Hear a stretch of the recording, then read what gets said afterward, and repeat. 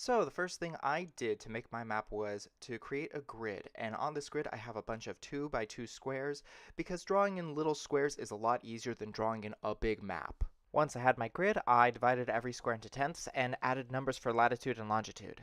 I noticed many of these maps had a really cool emblem, and I thought it might be really nice and a cool Easter egg if I provided one for our map, so I named our country Lydium Reginam, which is Latin for the realm of Lydia. And this was the point where the table became available.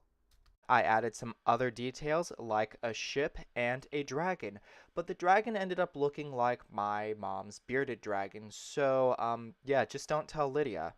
I also drew in a bird, and then I thought, hey, you know what this map could really use? Land masses.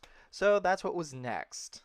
I could have drawn an original coastline, however, I thought it would be easier to take bits and pieces of maps that already exist. For instance, this is a piece of Italy, and I drew in some of the features that already existed, like some of the rivers and some of the mountains, but then I decided to draw in some forests just to add a little bit more greenery to certain parts.